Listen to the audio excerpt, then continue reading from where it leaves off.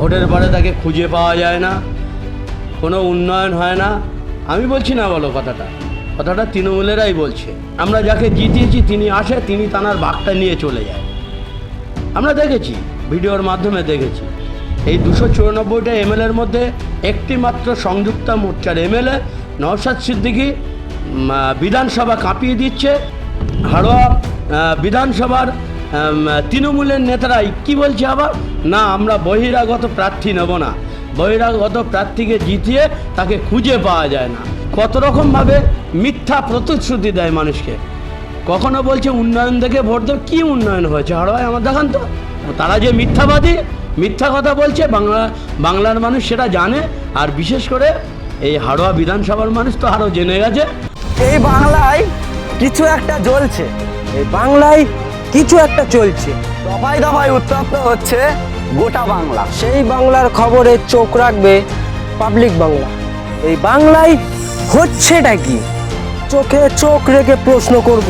Public Bangla, মানুষের কণ্ঠস্বর। আপনারা সর্বদাই নজর রাখুন পাবলিক বাংলায়। কতদিন চলবে মানুষ মারা রাজনীতি, তার জবাব চাই বাংলা। দেখুন, ওদের মধ্যে তো প্রচুর লভি।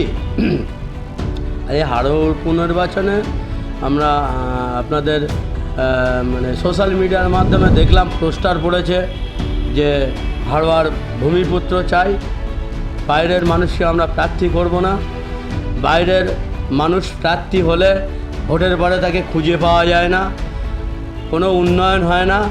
আমি বলছি না, বলো কথাটা তৃণমূলেরাই বলছে যে তাদেরকে খুঁজে পাওয়া যায় না, আমরা আমাদের ভূমিপুত্র চাই। তো তৃণমূলের এই লবি চলছে, কে কতটা খেতে পারবে, কে কতটা মানুষের রক্ত শোষণ করবে এবং তার ভাগ কতটা উপরে পৌঁছতে পারবে, এ নিয়ে ওদের এই প্রোপাগান্ডা চলছে। ওটা চলতেই থাকবে। বাংলার মানুষ দেখছে, বিশেষ করে হাড়োয়া বিধানসভার মানুষ দেখছে।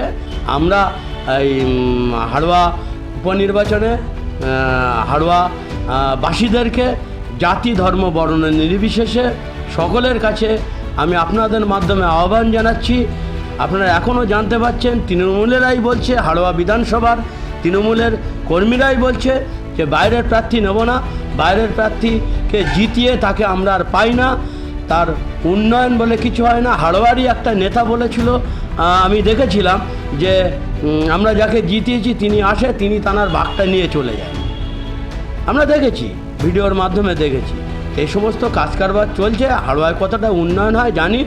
নওশাদ সিদ্দিকী একমাত্র এই ভাঙড়বাসীর কথা, এই বাংলা মানুষের কথা সেখানে তুলে ধরেন, তাদের সুখ দুঃখের কথা তুলে ধরেন, চোখে চোখ রেখে কথা বলেন, উন্নয়নের কথা বলেন, আপনার বেকার যুবক যুবতীদের কথা বলেন, শিক্ষার কথা বলেন, স্বাস্থ্যের কথা বলেন, দ্রব্যমূল্য বৃদ্ধি যাওয়ার কথা বলেন।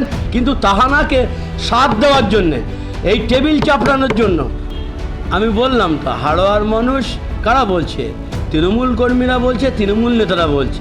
সেই হাড়োয়া বিধানসভার তৃণমূলের নেতারাই কি বলছে আবার, না আমরা বহিরাগত প্রার্থী নেব না, বহিরাগত প্রার্থীকে জিতিয়ে তাকে খুঁজে পাওয়া যায় না।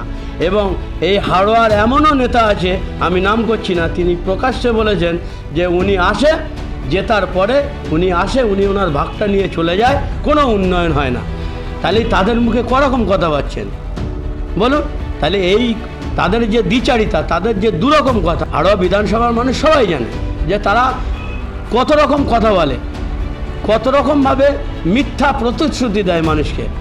কখনো বলছে উন্নয়ন দেখে ভোট দেব। কী উন্নয়ন হয়েছে হাড়োয়ায় আমার দেখান তো। তারাই বলছে উন্নয়ন হয় না, তিনি তার ভাগটা নিয়ে চলে যায়। যে এমএলএ হয়, যাকে এমএলএ ওরা বানায়, আবার বলছে যে আমরা বাইরের মানুষকে প্রার্থী করতে দেবো না, আমাদের হাড়োয়ার ভূমিপুত্র চাই।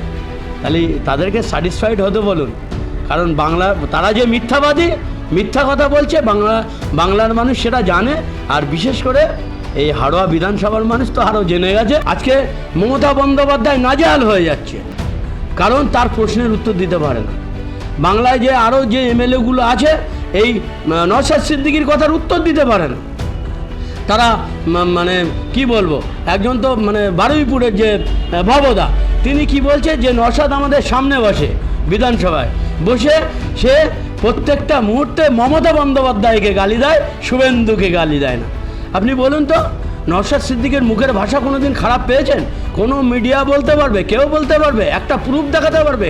যদি একটা প্রুফ দেখাতে পারে যে নওশাদ সিদ্দিকী একটা বাজে কথা বলে, তার মুখের ভাষা খারাপ, আমি আজকে আপনাদের সামনে ঘোষণা দিচ্ছি, কালকে থেকে আইএসএফ দল করব না।